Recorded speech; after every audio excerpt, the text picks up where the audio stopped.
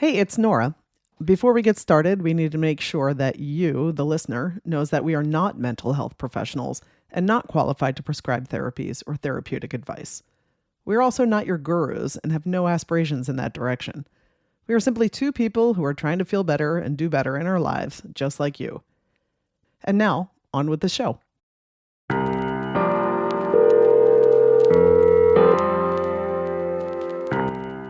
Mr. Overton. What's up, Frosty Flakes? How are you? How are you today? I'm good. What's going on, dude? I'm calling for the pre-production meeting for the podcast. What do you want to talk about? Well, I thought this week we would talk about pivoting and attachment. That's what I've been thinking about. I don't know. I kind of like sticking to the same old plan that we always have. No changes. Ever. Okay. All right. Well, I think we're going to do it anyway. All right. I guess I'll give up my story and we'll do it. Forever. Sounds good. All right. Talk soon. All right. Later, dude. Later. Bye. Bye. Freedom over fame. Freedom over cycle stays the same. Hello, I'm Nora McMahon. And I'm Paul Overton. And today on If We Only Knew Then, we're talking about pivoting. Pivoting, the skill of not just making the best out of a bad situation, but rather a way to allow for things to unfold and to stop attaching to specific outcomes in our lives.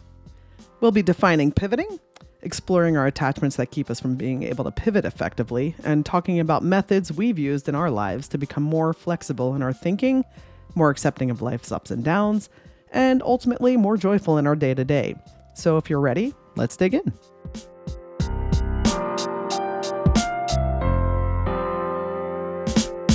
Freedom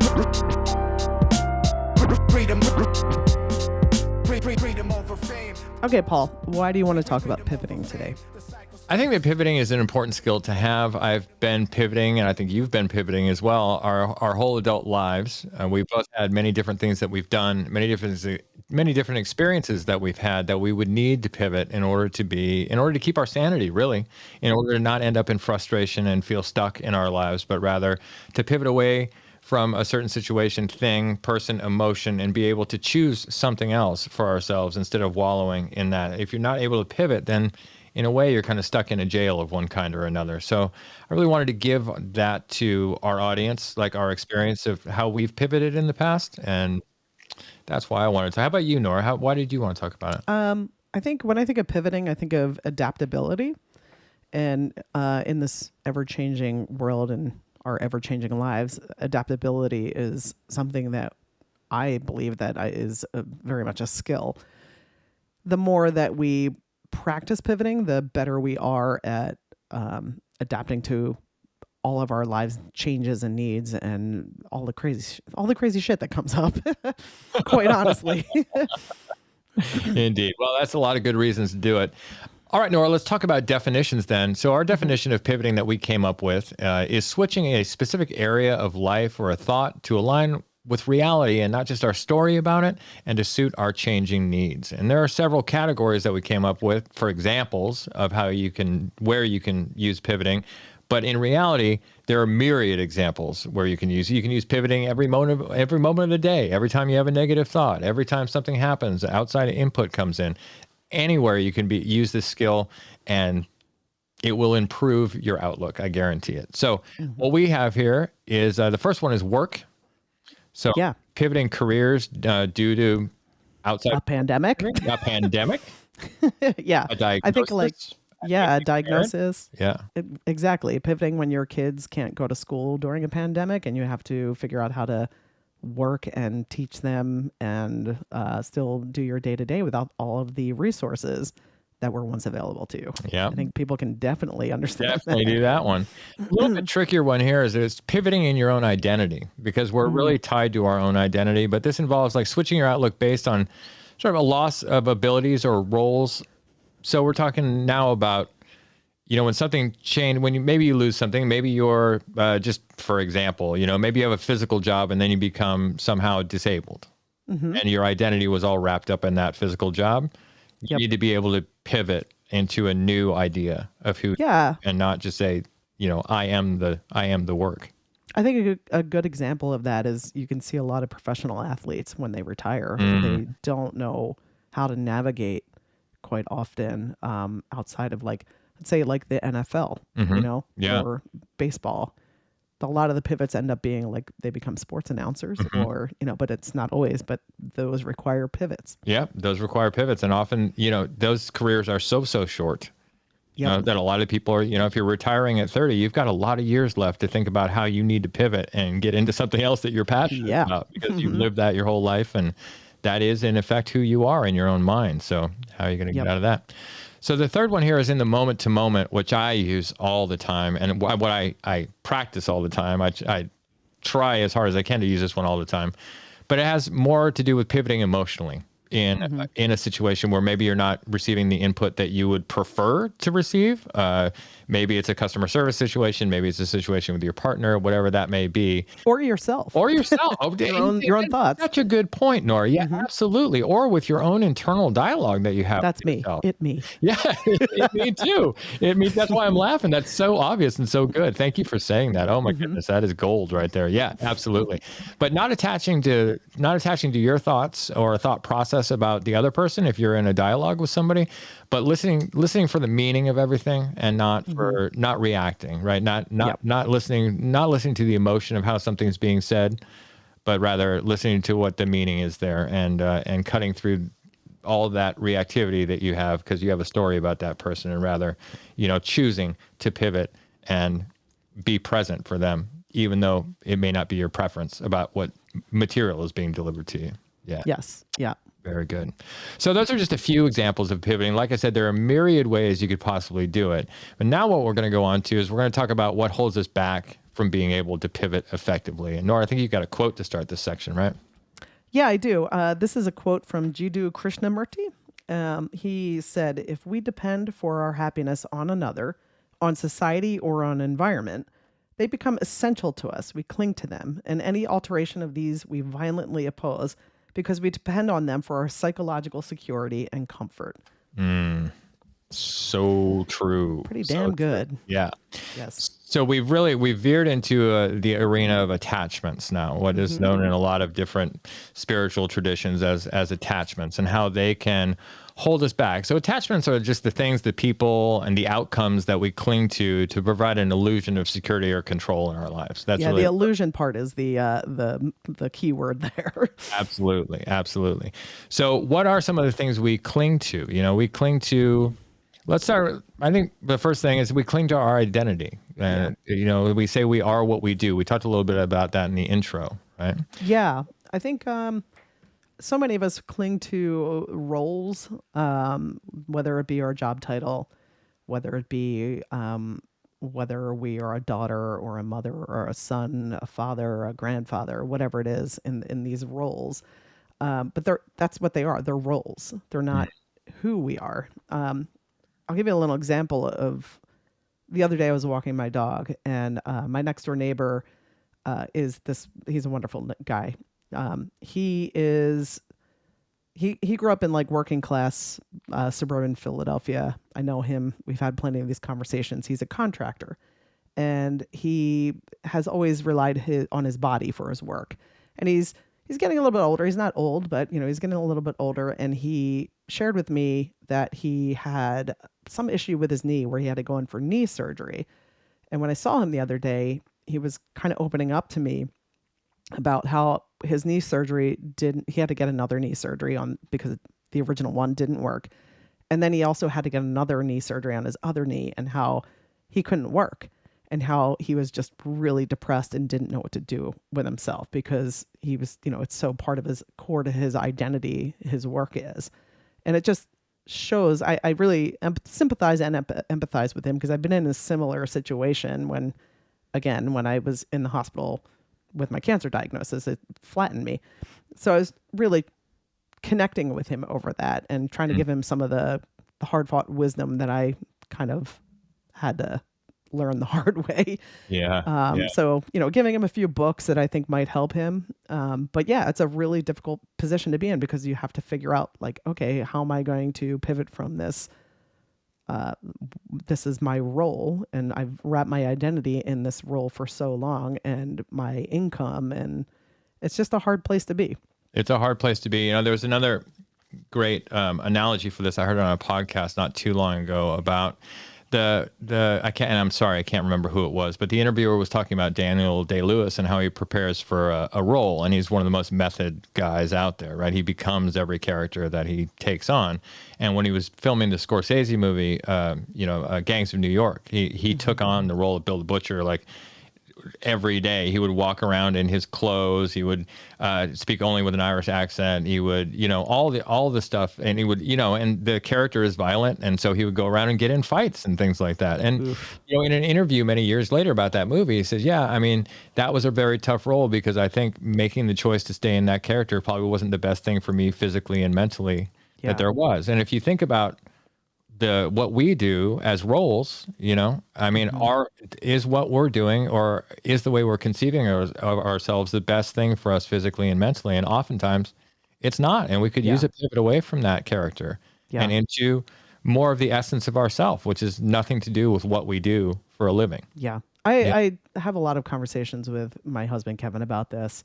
And it's just for years I've been saying, like, do not wrap your identity in your income, your job role, any of that. Because the thing is, when that disappears, it really, really shakes the foundation of who you thought you were. And then you really have to think. And a lot of people just end up falling prey to going into the mental spiral of that and staying there.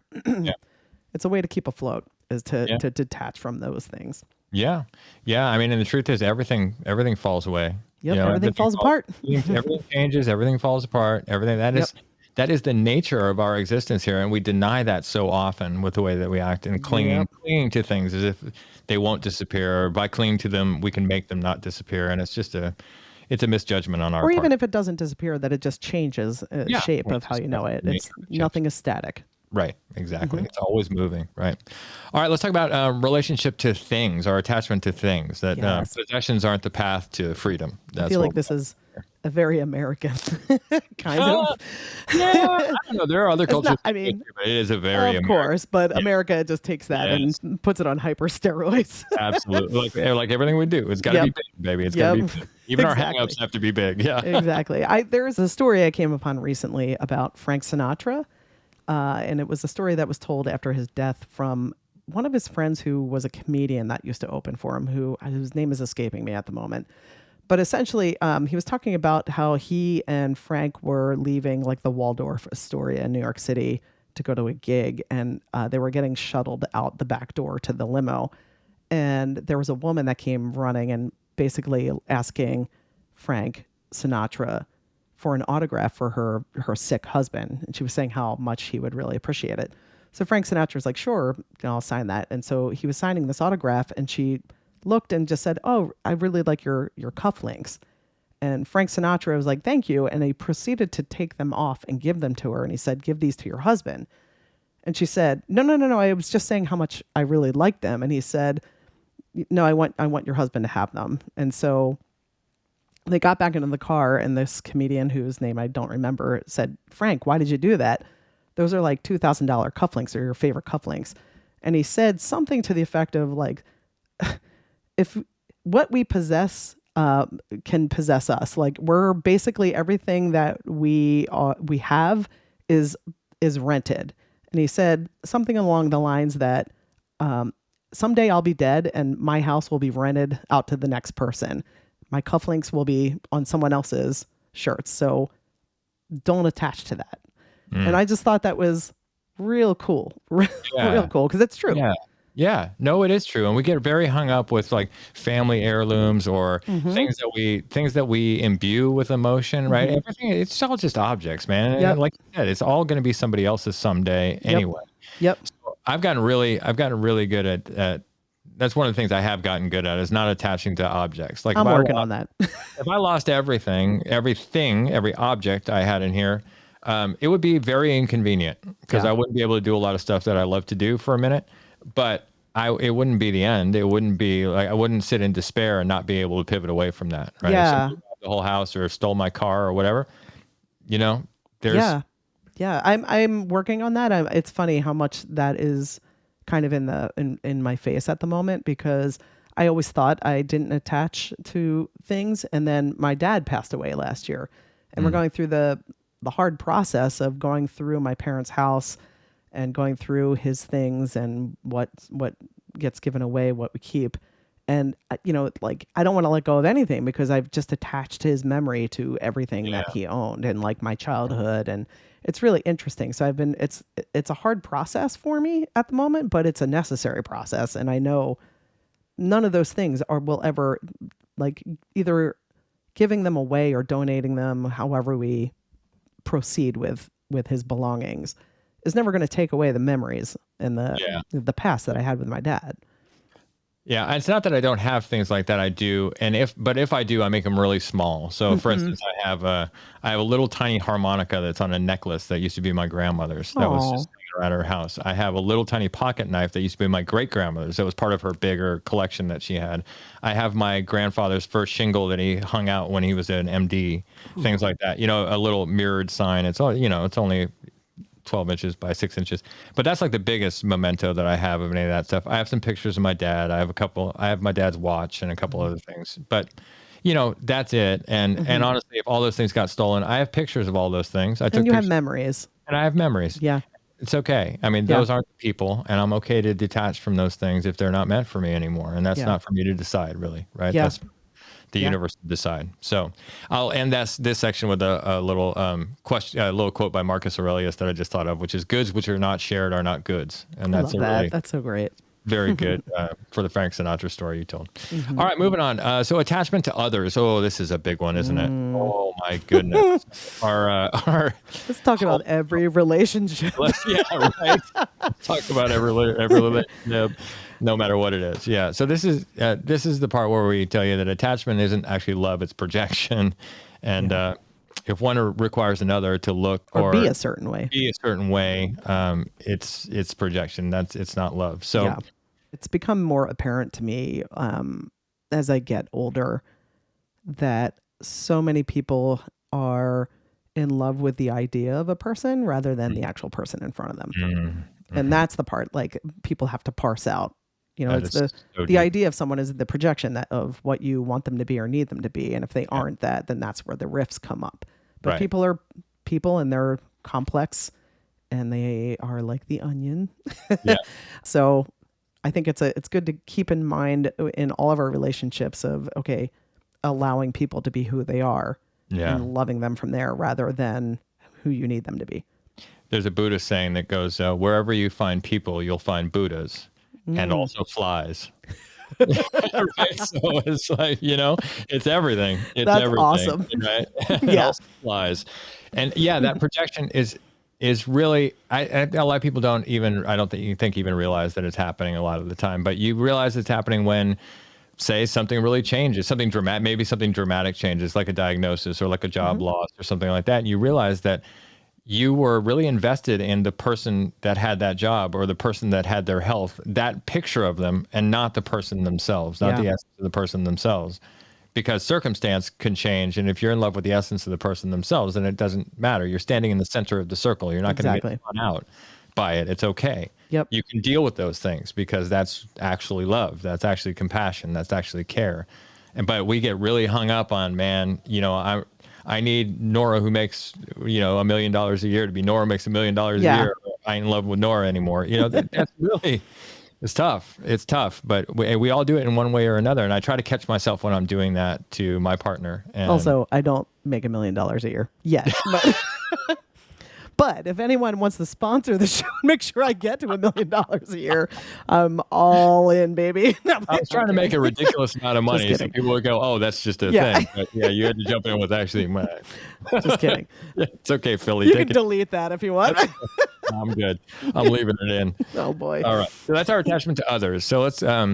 This next one is big. Well, they're all big, aren't they? But this one is the attachment to outcomes or expectations, which has to do with the attachment to people as well, but also, like we just talked about, but also it has to do with, your attachment to certain things happening in a certain way.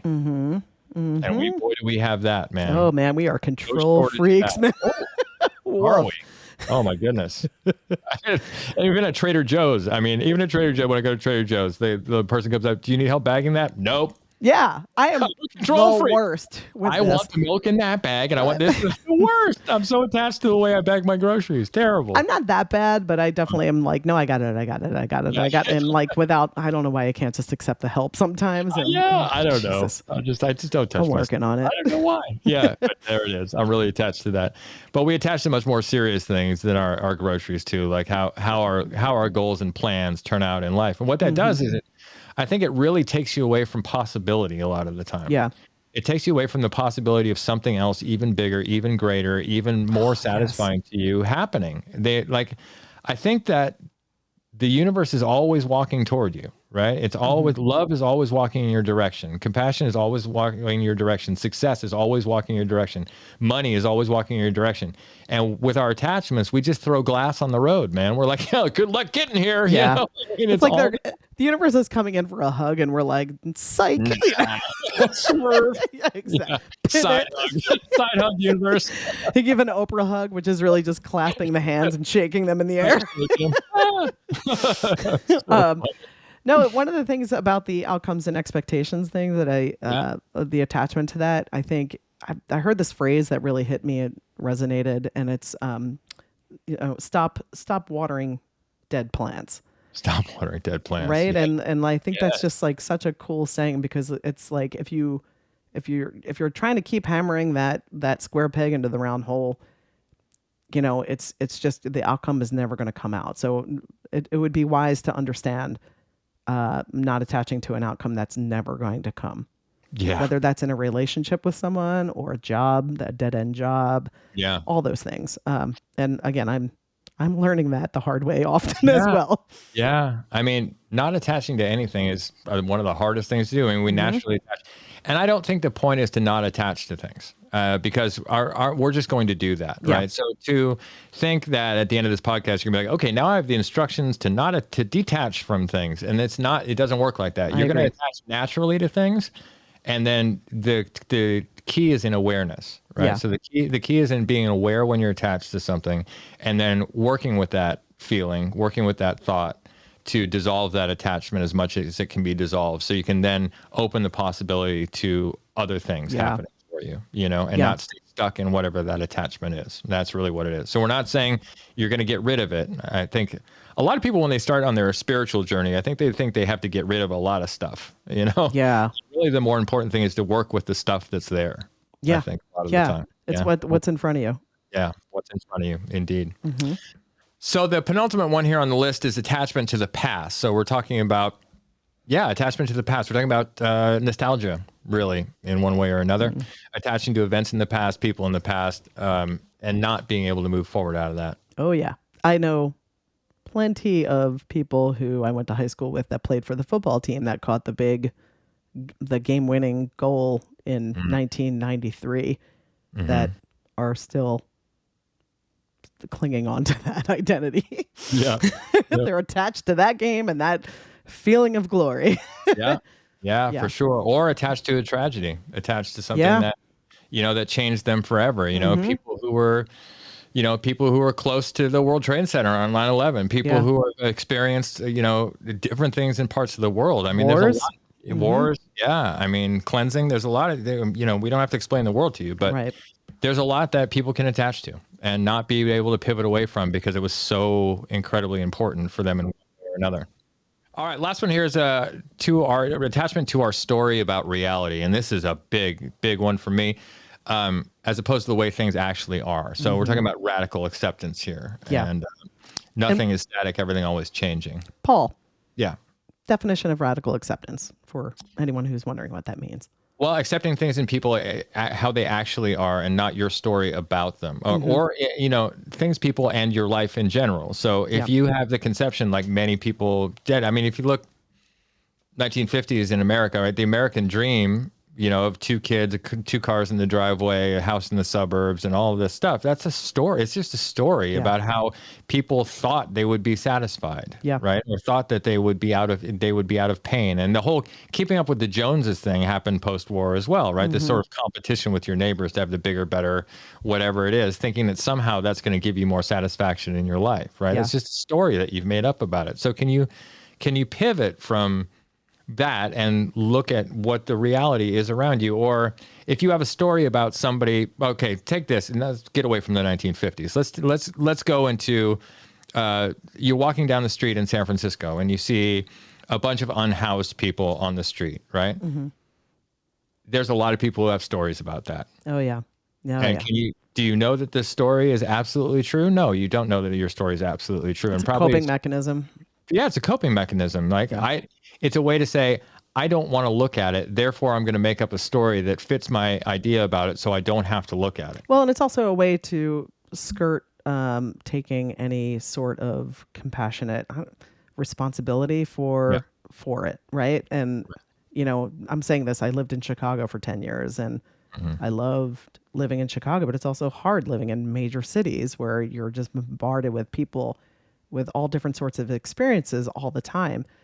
And seeing some people who are literally begging for money or food, you have to deal with that in a very upfront in your face way. And so I see so many people, in order to just get through the day in one piece, because seeing that kind of suffering in the world is really difficult, especially if you're a sensitive person. Making up those stories to explain why they're in that situation and you aren't, it's a coping mechanism, 100%. It has nothing to do with reality. And like I said, you don't know what's happening. I was talking in the last episode about working in a public library, and I worked in a computer lab, and there were a lot of unhoused people in there all the time, right? And so other people who worked in the library who never worked in the computer lab had a real story about that sometimes. We'd be in the room or whatever, break room or whatever, and they'd be talking about what a problem this guy is who's always falling asleep and not, will stay there all day, or how this lady comes in and screams sometimes, or whatever that is. But I saw all of that, and those things did happen, but I had a different view of those things than a lot of the other staff did, because I was close to these people and I talked to them all the time. And I also saw things that those people never saw. And my favorite thing that I ever saw in the computer lab was there was this dude who was making a feature-length film on his phone, and he would come in and he would use free editing software in the computer lab to keep working on his movie every day. And this guy came in every day for months. Wow. And he didn't cruise the internet. He didn't do anything else. He got in, he got his little cable out, he plugged his phone into the window. And, you can't keep anything on the hard drives there. They get swiped every night, right? So he had a little hard drive, he had his phone, and he would sit there and use free editing software and just try to get through his, and it was like an action movie he was making. It was incredible. That's so cool. It was great. And, I think if a lot of people saw him on the street, because he was unhoused, right? They saw him on the street, they'd have a lot of judgments, a lot of stories about that. And those stories are not true. Those stories oftentimes are not true. So when we're talking about being attached to your story and not reality, the reality is there are a lot more possibilities than your story is letting you see. Yeah. And I think tying it back to the radical acceptance kind of definition and what we're explaining is that, for me, the definition of radical acceptance, the acceptance part doesn't mean I have to like what's going on, but it is that I have to recognize what's going on. Like you don't have to accept. By saying I accept reality, it doesn't mean you have to love it. Right. You just have to work from there. That's it. It also doesn't mean you need to take responsibility for everything in the world. Yes. Right? Yeah. You can't. You can't. You can't. That's impossible. That's impossible. Yeah. But it does mean, to me, it means that I do have to take responsibility for what's being presented to me. Right. For myself.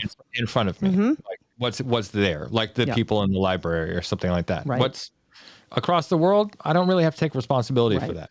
I can have feelings about it, but yeah. Yeah, and it's the whole, it's not your fault, but it is your responsibility kind of moniker. Exactly. Okay. So those are just some of the pitfalls that we see in terms of attachments that hold us back from being able to pivot effectively. All right. So now we're talking about dissolving our attachments in this next section here. And I wanted to start with a quote by Thich Nhat Hanh, one of my favorite teachers. And that is, letting go gives us freedom. And freedom is the only condition for happiness. If, in our heart, we still cling to anything, anger, anxiety, or possessions, we cannot be free. I miss that guy, man. Damn, homie. I know. Mistake, man. That's pretty amazing. Yeah, he was pretty amazing guy. And anyway, that is what we've been talking about in the cause of attachment there. And now we're going to get into really what some of the things that we've done to sort of dissolve our attachments as much as we can. And the first one here is accepting things and people as they are, which we just talked about. And there's another quote in here by Byron Katie that I wanted to start this section with, which is, I'm a lover of what is, not because I'm a spiritual person, but because it hurts when I argue with reality. Oh, yeah. Yeah. I know that well. So Old man yells at cloud. old man yells at cloud. Yeah. Attaching to your own reality, right? So it's really attaching to your conception of what should be or how people should act. And boy, do we have opinions about how people should act all the time. Right? I mean, look at our political system. Oh, man, let's not. I'd rather not. About how people should be acting out there. But what it does is it puts a wall of resistance in front of us, right? Accepting things and people as they are breaks down the wall, and then you're free to work with reality, with what actually is. And so I've got a little example here. When I first moved to Roseville a couple of years ago, I was walking my dog, and I had a real story in my head about how people who don't pick up their dog poop are the worst kind of people in the world, right? Or just like, and also people who just walk their dog off leash randomly and let it run around and it's not well behaved and they don't have voice control over it, all that stuff. And so here comes this guy toward me. This is such a universe test for me. I mean, looking back on it, I can't believe the gift the universe gave me this day. So here comes this guy on a Segway. He's got two big Labradors. They're just running around all the time, right? Willy-nilly. Just takes a giant poop on the side of the road. And the guy stops and waits for the dog to quit pooping and then rolls on and the dog takes off. And I was like, oh my God, this guy's the worst, right? This is like rage inducing for me, but yes. Right? I was totally raging. I was out of my head. I had this whole story about what an uncaring, jerky guy this was and all this. And so I said something to him. Boy, was I self-righteous. I was indignant. I was ready to roll, man. And I was like, hey, are you going to pick that up? And in just the worst tone I could have had with this guy. There was no compassion there whatsoever. I mean, I'm just outing myself right now. This is like I'm not proud of this. But so then he slapped me in the face, not physically. But I was like, oh boy. No. Here's what he said. He said, oh, well, I'm really sorry. I just had my hip replaced and I can't actually bend down at all, and that's why I'm on the Segway, and that's why I can't handle the dogs on leashes, because I've just had this surgery, and honestly I'm having a really hard time recovering from it. And in my head I was just like, oh my God, I was so mad. Then my anger just went out into the universe, right? Like, I can't be mad at this guy. I'm like, oh, my bad. Righteousness got punctured right in that moment, right? So I thought, well, there's a lesson for you, isn't it? You just don't know. You just don't know what other people are going through. You don't know the reasons and their motivations for anything, really. True. In the end, you can only guess at that stuff. Yeah.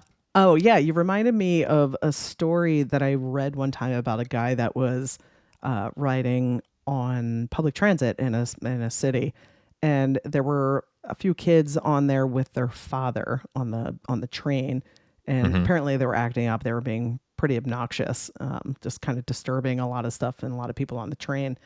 And apparently the father of the children was just kind of sitting there zoned out. And the guy said that he felt like such a jerk because he had, like, all in self-righteous indignance had said to the father of the children, like, hey, are you gonna do anything about your kids who are acting up here and disturbing everyone? And he kind of got checked because the father kind of looked back and said, oh, I'm so sorry. I'm kind of zoned out. They just lost their mother yesterday. And we're kind of reeling, and I deeply apologize. I'm not there. Oh my goodness. Yeah, that'll flatten you a little bit. Yeah, I'm glad I didn't have to have that lesson. Yeah, I'm glad exactly. It was dog poop and the universe. Thank you, universe, for just bringing me dog poop. I will take a giant steaming turd over that 100%, situation. 100%. Yeah. But it was all I needed, though, because since that day, every time I get upset about something small like that, where it's just like, or something where I think the world should conform to what I think it should be, I say to myself, you got to pivot to compassion. Yep. You got to pivot. You got to check out reality, pivot to compassion, because everything you're living in right now is a story. Yeah. And it has nothing to do with what that guy's doing. And that proves itself over and over again. You don't know what other people's lives are like, or you don't know sometimes you just don't know why things happen, and you just have to roll with them, and don't try to resist it, and just pivot and say, Yeah. we'll see. It's all an education. It's all something. This thing is here for a reason. This is like my Achilles heel too with all this stuff. The self-righteousness is my drug of choice. It's it's really there's something very very juicy to me about being right, it gives you a sense of power and control. Exactly. Right? I mean, Exactly. I'm working on it. I'm not perfect at it by any measure. Oh, I'm not either. Yeah. I am not either. But at least I have a little tool, and that guy that day with the dogs gave me this little tool. So thank you, Sage in the Road. Yeah. Thank you, little Bodhisattva. You were here to help me develop. Thank you, dog that took a giant steaming turd in the middle. Thank you, Labradors. Yeah. Yeah. For sure. Okay. So that is attaching you to your stories and how people should act. Let's talk about a different thing now, which is broadening your sense of identity. So here's a Wayne Dyer quote to start this off. If you change the way you look at things, the things you look at change, which is... Oh, man. I loved Wayne Dyer. Yeah. Yeah. Super, super wise dude. If you don't know who Wayne Dyer is, just look up. He's wrote a ton of books. He was just like...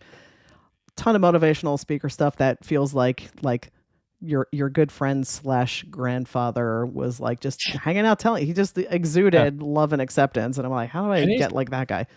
He's kind of like Ram Dass. He was around forever. Yeah. He started, I remember seeing his books when I was a kid in the 70s. So he was doing this, like the Erroneous Zones book came out in the 70s. I know. He was doing this for a long time. He passed away in 2015, I think. Yeah, you're right.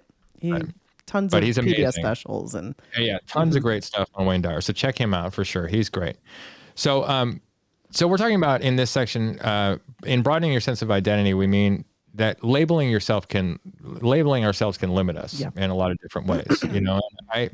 I used to be and this goes on with the roles we were talking about before too. So when I was a dance teacher, I was very attached to that. When and one of my first pivots was away from when that career was kind of dwindling down. And one of my first pivots was to let that go. Mm-hmm.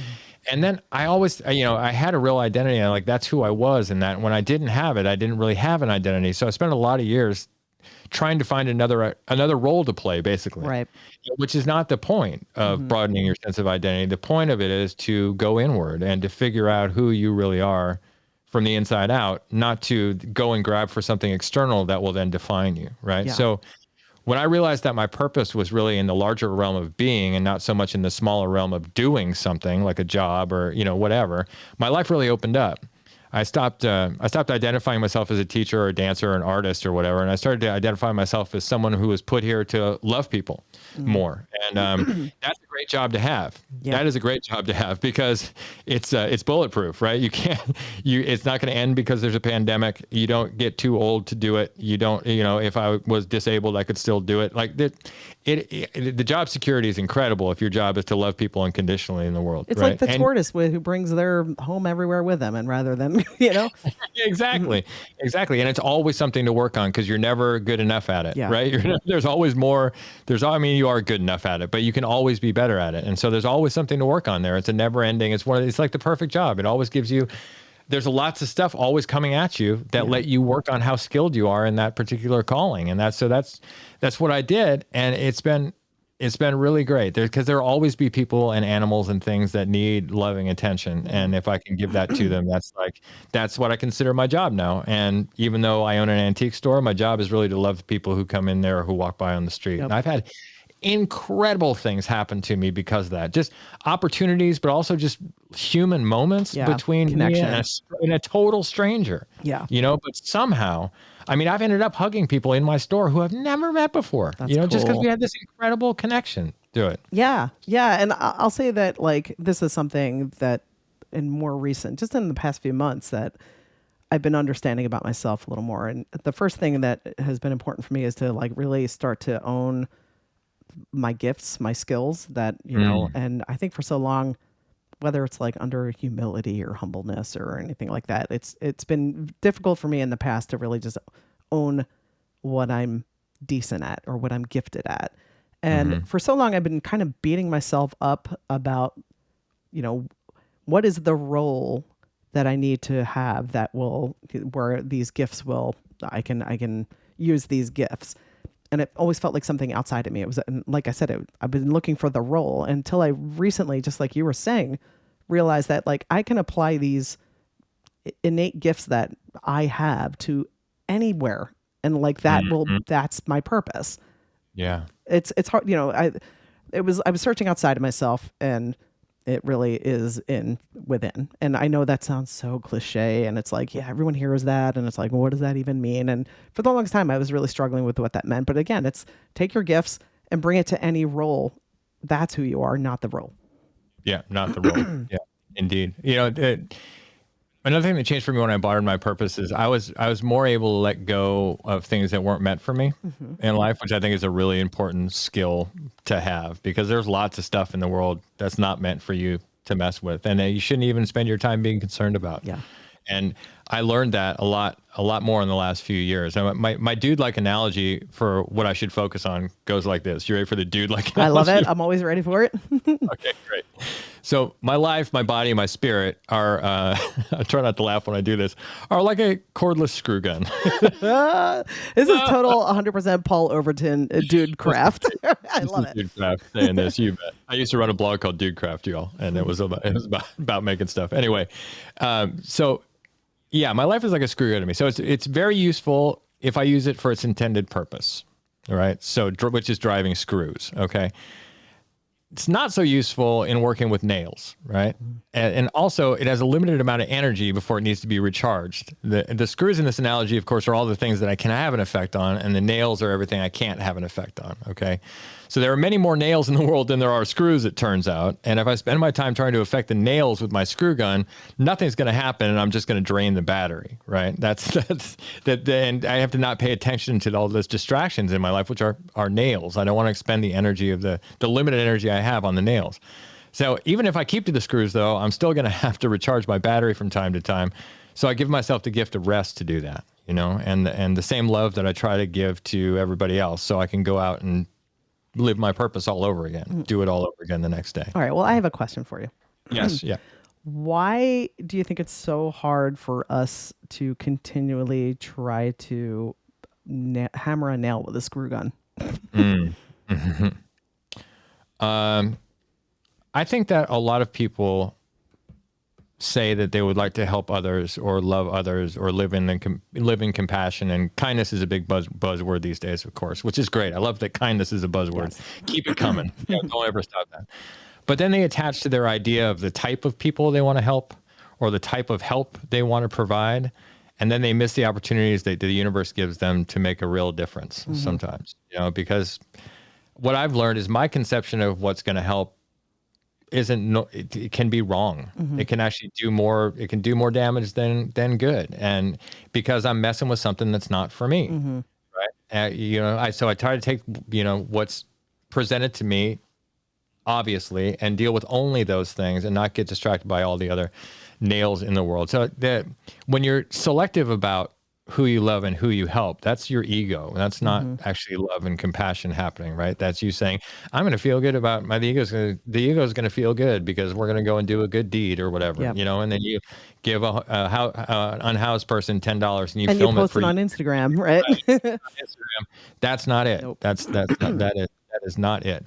There's there's an old saying by the Buddhist sage Shantideva that goes something like, trying to fix the world without fixing yourself first is like trying to cover the earth in leather so you won't hurt your feet. It's way easier to just put on your shoes. So I just try to make sure my shoes are in good shape and everything's a lot easier. I've stopped trying to cover the world with leather. Yeah. Right. Don't carpet the world. Just put on a pair of shoes. Yeah. It's way easier for everyone. Exactly. Okay. So now we're on to embracing change, which is the next one in the dissolving our attachments series here that we've got going. And we've got a quote here from Marissa Donnelly that I called for this section to start with. And this quote is, releasing means that I've allowed whatever it is that's fading to find its path. I've accepted that some things are not meant to stay forever, that some people are blessings and lessons that hold a temporary place in my life. that finding space between what is not mine is healthy, and that I am giving both of us, what wants to leave and myself, freedom. Man, That one hit me when I read it. That really hit home. that is 100% relevant to where I am right now. And what I mean by that is, like I mentioned before, that I lost my father last year, and we're going through my brothers and I, my family is going through the hard process of letting go of our childhood home in the midst of this grieving process, and throwing the process of moving my mom to another place so that she can be set up for this transition. And ultimately it's just been a lot of attaching to, my attachments to the place where I grew up, the place where my dad died in the living room, and all these just emotional attachments to all the memories there. And it's been difficult for me. And it's been necessary for me to learn how to detach from all that, because like I said before, this house will be a great place for another family to make memories. And I have to focus on that. And I have to focus on the fact that those memories will never, they're always going to live in me. And that transition is done.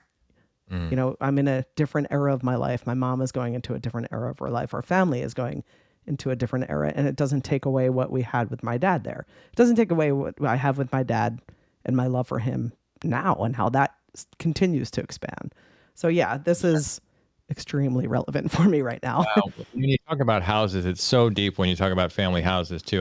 My family had a house when I was young that all the family shared. Was that the one on the beach? Yeah, it was. Yeah, that house was dope.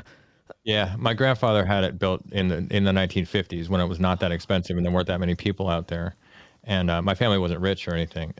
But so we had this incredible house, and it became, after my grandparents died and my aunts and uncles passed away, it became too much to maintain for just my parents to keep it up, to try to rent it when we weren't there. They tried for years.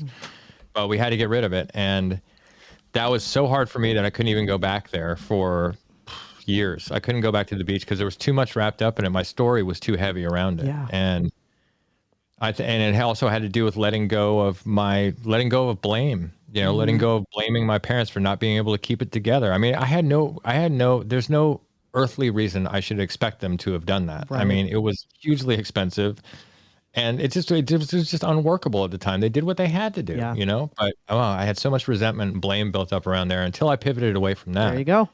Got into a better story, and now I can go there. Yeah. In fact, I've put a lot of my dog's ashes there that have passed away. And things like that. Yeah, I cut spent some time there. When my dad died. I don't know why I did this, but I felt compelled to do it. But I cut some of his hair to kind of keep. And I was recently, I took my mom to Ireland in October and buried some of his hair on a beach there that I thought was appropriate, just kind of bring it back. But another part of it is burying some of his hair under this amazing sycamore tree that's there on the property, just kind of as this is the way I'm honoring him and how he manifested that house for our family and all of the hard work. And it's just a way of honoring him. And again, my pivot point with this is revolving around, okay, this is an opportunity for another family to have great memories and to raise kids and have magic happen for them.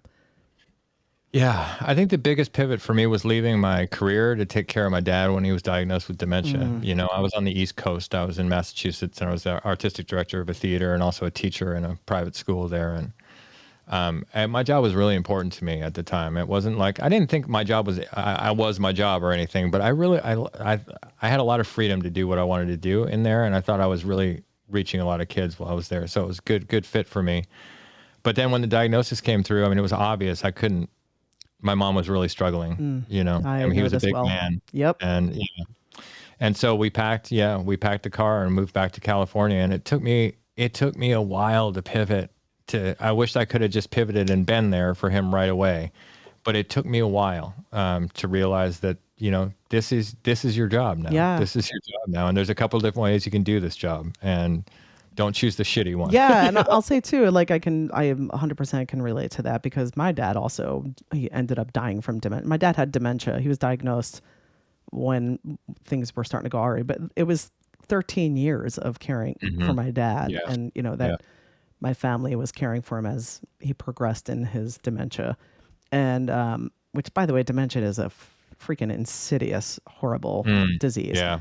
We'll do another episode. Just it's really difficult. For our elders, probably, because it's a hard It's a thing to go very through. hard thing to go through. And it needs a lot of space to talk about. Yes. So we won't dwell on that. Yeah, we won't dwell on that now. But so one of the reasons I moved back to the Philly area, my husband and I left Chicago and moved back in the area, was to be closer to my parents as they were aging, and in particular my dad. And that was a hard pivot point, but we made it happen. And I will say this, that I will never regret the additional time I got to have with my dad up until his death. Me neither. Like every tea I had with him, every cup of coffee, I got to sit with him and hold his hand and tell him I loved him and hear him tell me he loved me. I mean, I would never ever trade that for the world. Yeah, thank God I was able to pivot in my mind, not long into the experience, and I was able to be present for him for the rest of his life. Because, it was a clear choice after a while. Yeah. I just had to make. Yeah, Not easy. I want to end. Not easy. No, I want to end this section with a little quote from Pema Chodron, who's another one of my favorite teachers. She's a very, very down to earth, very realistic Buddhist monk from Canada, and she says this about this type of stuff. People get into a heavy-duty sin and guilt trip, feeling that if things are going wrong, that means they did something bad and they're being punished. But that's not the idea at all. The idea of karma is that you continually get the teachings that you need to open your heart. To the degree that you didn't understand in the past how to stop protecting your soft spot, how to stop armoring your heart, you're given this gift of teachings in the form of your life to give you everything you need to open further. I love that quote too, because it describes everything. It describes the whole process that most people go through in getting to acceptance and getting to a pivot and getting to a place. And a lot of people don't get there, and that's one of the reasons why we're doing this, right? Because it's possible to get there. It's possible to see it. It's possible to look at things as an opportunity to open your heart further. Yeah. And if you can do that, then you can start to think about living in kindness and compassion and everything else. And if you go the other way, the contracting way, I don't think that happens as much. Yeah, no. Right? Yeah. I don't think there's an opportunity for that in there. And it just shows that most things are not a linear process either. Yeah. So moving on to the next one here, working with your thoughts. Mm-hmm. So working with what is reality, working with your thoughts about it. And meditation comes right in at the beginning for me. Now, I want to just do a little disclaimer at the top, because everybody talks about meditation. Yep. It's not one thing for all people. Yep. There's not one way to do it. There's not a right way to do it. And you don't have to sit cross-legged to do it. And you don't have to subscribe to any philosophy or religion to do it. It is just simply that you are noticing what you are thinking and just letting that happen and not attaching to those thoughts. So observing. A lot of Buddhist teachers would say it's like watching clouds pass in the sky. There's always going to be another cloud that comes along. You can just observe that. Yeah. You don't need to attach to it. You don't need to feel any certain way about it. So you had a weird thought. So you had an angry thought. So you had a sad thought. It's just a thought. Another cloud, man. Yeah, you just don't attach to that, because that's not who you are. That's just a feeling that you're having because. Well, I think too, for anyone who's possibly listening who doesn't meditate and hears all this stuff, because I think I know before I started meditating regularly, I meditate every day, and my meditations are like 10 minutes. And most of the time my meditations are like my brain, I'm following all these thoughts and I'm not realizing it. And then like 9 minutes and 58 seconds. And I'm like, oh, I've just had a lot of chatter that I've been following. And then, the bell goes off and I'm like, all right. So it's not like you don't, there's no perfect meditation. It just is.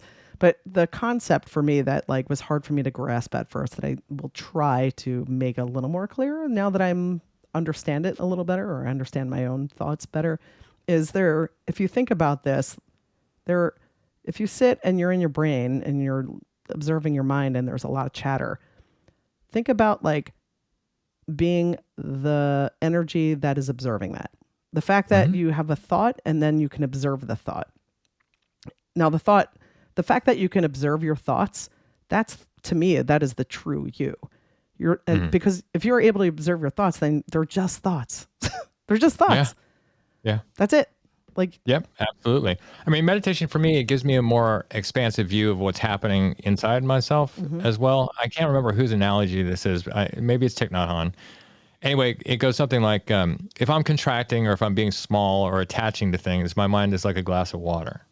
And if you add a teaspoon of salt to that in the form of experiences or inputs or, whatever that is, if that gets mixed in, it's going to be a really salty glass of water. It's not going to taste great, very salty, undrinkable.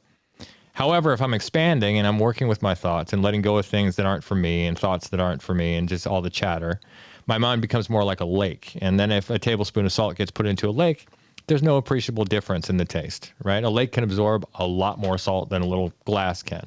So meditation gives me the lake in a way. And if I'm practicing, if I'm paying attention, I'm much less susceptible to the salt that comes along in the world. Yeah. And that's not to say I'm great at that all the time. I want to just stress, to the listeners, we are just two people. Yep. We are not gurus. We are not experts on anything. We are two people who have had a lot of different experiences and have done a lot of searching in our lives. So whatever works for us is what we're saying, and we're not even prescribing this for you. We're just telling you our story. Yeah, and I love what you just said there, Paul, because I feel like I'm learning a lot about how grief works like that. And what I mean by that is, for me, it's like, again, to go through something so difficult, I lost my dad again. I said that. And it like right now, it feels like the grief in my body, the container, if grief were a liquid, it would be up to my eyeballs and, filling up so much of my space. And that grief is always going to exist. Like, I'm never not going to have grief about losing my father, which, by the way, grief is just another form of love, right? It's love in a different form. So I'm okay with that because I loved my dad wholly. But as I expand myself, the container of who Nora is expands, and that grief takes up less space as you expand. It's not going to be up to my eyeballs. At some point, I will expand and the grief will be up to my toenails, but it's still there, And then maybe it becomes just an observable thing too, right? That you can then detach from. But there's a process to all this 100%. stuff too. Yeah. There's a process to all this stuff. We're going to talk about that in a minute. We're going to talk about incremental changes you can make. Right? But before we get there, let's talk about therapy as a tool, because Nora and I have both done what's called EMDR therapy. Still doing it. It's great. Still doing it. It's one of the best things I've ever done for myself. Myself included. Me too. It absolutely changed me in a lot of profound really ways. Profound ways. So we'll do a whole episode on EMDR. That's not the purpose here. We'll let you know what that is later and tell you how you can have access to it too.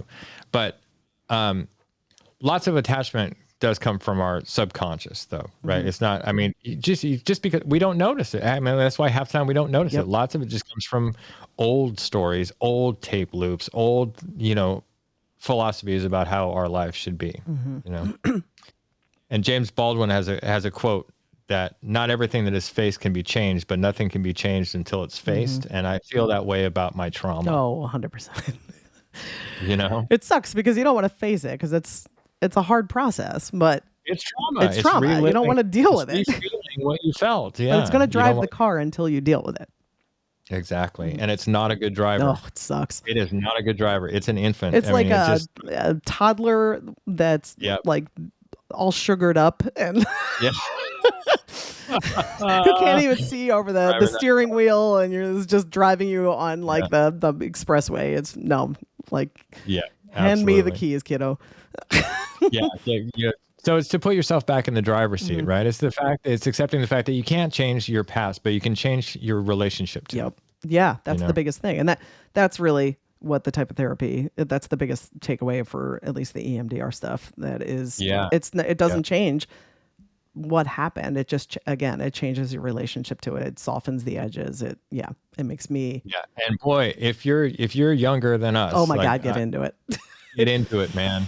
Because if I had found EMDR didn't exist until a few years ago. That's the thing. It's a recent development in therapy. But boy, if it was around when I was 21, I would be, I I don't know, Superman. I don't know seriously, I think about that all the time. Yeah. If I had access to the things that I have access to now, who could I have been? Yeah. You know, like at an earlier. Yeah. Anyway. But, however, on the other side of that, that's just a story we're telling True. ourselves Yeah. too. You're going to touch that as well, See what right? you did there, Paul. Well, I didn't do it on purpose, but I just think these are the conversations I have with myself all the time, right? I mean, we are who we are because of what we experience, man. And I wouldn't want to be anybody else, and I wouldn't want to be a different version of myself either. I mean, I'm this way for a reason. I'm here for a reason, and I'm working on it. Gotta be me. What can be better than that? I gotta be me. Yeah. Anyway, so now we come on to incremental improvements, right?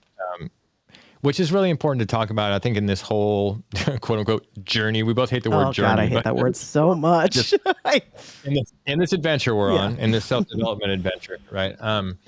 There's it's not, sometimes it's not linear and it's not easy. So you have to appreciate the incremental Radical acceptance of that. Radical acceptance of that. I mean, we have a big emphasis in this country on getting things done quickly and efficiently, and there's no shortage of lose weight fast, get rich quick, attain enlightenment in 6 minutes a day, that kind of thing. You're not going to hack biohack your way into. No, you're not going to biohack your way into enlightenment, right? But your journey back to yourself isn't always quick, and it isn't always linear. Like I said, learning to be okay with that and to give up your expectation of specific outcomes is one of the biggest challenges of this work, man. I mean, and it goes on forever. Yeah, because our brains love simple equations, right? They love 2 + 2 = 4. It's very comfortable for us. 2 + 2 = 4, right? But if you start pondering something like the equation that explains the standard model of quantum physics, where although it seemingly works on every level we've tested it against, we really don't know what parts of the equation even mean. And not just me as a layman, but the physicists who are studying it don't even know what parts of it mean, but it seems to work okay, right? We're really uncomfortable with that kind of mystery, right? We're so uncomfortable with that kind of mystery. We want to know this plus this gets us here. Doing this and doing that gets us to this result. And that's not the way that your inner journey works. I don't think that's not the way that you find out who that is in there, who that voice is in your head, who that is in your heart, right? It makes us pretty itchy if we don't understand something or we can't wrap our mind around it. And part of my thing has been, to get real comfortable with things I can't wrap my head around, and the big mysteries in life, the universe, and everything. Yeah. Part of this is accepting that my mind doesn't always know what's best for me too. That's the other part, right? You can think you know what's best for you, but is that just another attachment there? And the wisdom really comes when the universe thinks I'm ready for it, and not some arbitrary schedule that my mind has made up. Yeah. And it may not be delivered in the form that I prefer that it's delivered in either. We're right? so dog poop guy, right? I mean, not ideal, but that's the lesson I needed at that moment. And it's we see it in our culture all the time of like how we try to control the mystery all the time, and you can see that even with like doctor scheduling C-sections around their golf schedule, right. it's interesting to me how we're so egoic that we think we're always in control, and we gotta pump our brakes on that sometimes. Yeah, we are not in control of anything, really. No, we're in control of how we respond to the chaos. That's it. We're in control of our response, but that's all you're in control of is your inner state. Yep. But luckily, your inner state dictates your outer results for the most part. Right? We know that's the way it works. So work on the inner state, man, and inter. I know. I'm like interstate, not the interstate. Anyway, don't go on the highway, folks. All right, we've talked a lot about pivoting and attachment, and pivoting, the causes that can hold us away from pivoting effectively, and what we can do to sort of dissolve some of those attachments so you can get better at pivoting. And I think just better in general. It's not all about pivoting. I mean, attachment is the whole thing in a lot of philosophies, right? It's the whole thing you work on. So let's get a little summary and outro going here, shall we? Some of that energy. So what have we learned today, Nora? Well, what I've learned is that pivoting is pretty much being adaptable. And in order to be adaptable and in order to pivot, I need to continuously practice radical acceptance. I don't have to like what's going on, but I have to accept what's going on, and I have to respond to that reality in order to do so. Yeah, exactly. Yeah. There's a quote that Ram Dass said that I really love. He said, It is important to expect nothing, to take every experience, including the negative ones, as merely steps on the path and to proceed. It's that whole thing that Pema was saying about opening your Yeah. heart, right? Everything is coming along to give you the opportunity to open your Yep. heart further. Yep, one foot in front of the what other. it is. No matter what that is, though. That's why it's not just the good stuff that's doing that. Everything Yep. gives everything is your opportunity to expand. Naturally, we want to expand. That's our default mode as humans. We want to expand. We're not really satisfied with where we are ever, Yeah. right? So in that expansion, how are you going to handle that expansion, though? Yeah. Right? Are you handling that expansion by being shitty, right? And I wouldn't really say letting that's expanding. I would say that's probably contracting, but yes. expanding in one way, Yeah. right? By letting your ego go crazy and all that stuff. Or are you Correct. going to expand from your center, from opening your heart, from working on your attachments, working with your thoughts, trying to become a more compassionate, kind human being? Yeah. Right. Yeah, I love that. So we're talking about how we put it in action. And so we talked about identifying your attachments and working to dissolve them through practices that we've outlined, that we can open up more space for things to evolve in our lives and not try to force things so much. Yeah. So that's a big one for me. The attachment deal is a huge one for me and something I'm continually working on.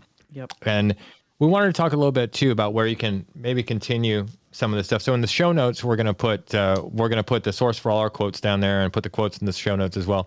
But we'll also recommend a few books that we've read that have been helpful. Maybe a few podcasts, maybe a few audiobooks. We'll put it all in the show notes though. So if you're looking for more resources to work on this type of stuff, With people who say it better than us. people who say They it say it than us. differently. let's say that. But we don't have any bad teachers, No, that's right? true. That's true.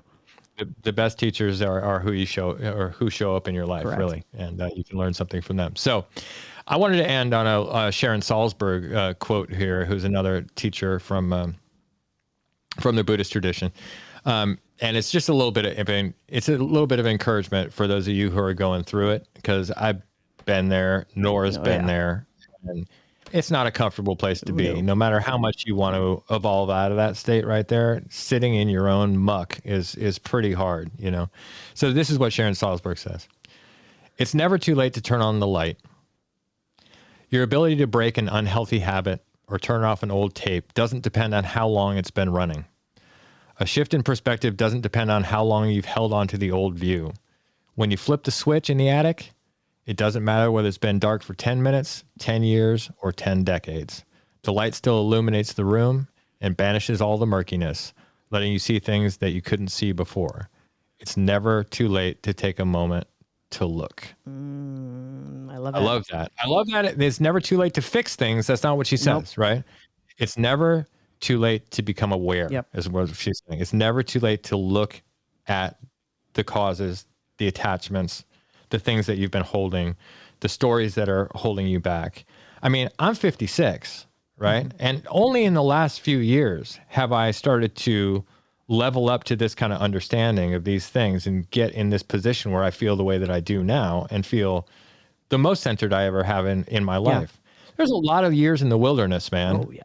Chasing different stuff, like letting my ego run me around, letting my self-hatred and my self-loathing run me around. I mean, it was just, letting the world run us around.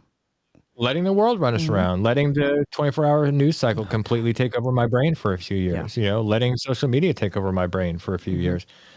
It's only now that I'm coming back to sanity. And, 56 isn't old, but it's older than you youngins that are 21 if you start working on this now, Grandpa Paul. But it does, Grandpa, but they do call me Grandpa at the shop. It's so funny. Because the other shop is named Mom and Pop, and then they say that's Grandpa's side over there. Right? Anyway, doesn't matter. But the point is, I hope that you don't, as you're sitting in your muck, think it's too late to look at it and to work with it and to feel better. Oh, and because that's why we do this. Yeah, and we need the world to start there. We need people to do that. We need people to be able to access these parts of them that are more joyous and that are searching for a way, because again, the world can be chaotic enough. So the true change is not setting ourselves on fire to warm other people. It's to take care of our own yard and extend that help to other people. Wow. Even though it was like 7 mixed metaphors, I loved your message. It was like just wanted to word get salad. the grammar police, right? Yeah. Even though you're in a rowboat on a mountain, it's a. Oh God, that's a good. Oh, God. All right.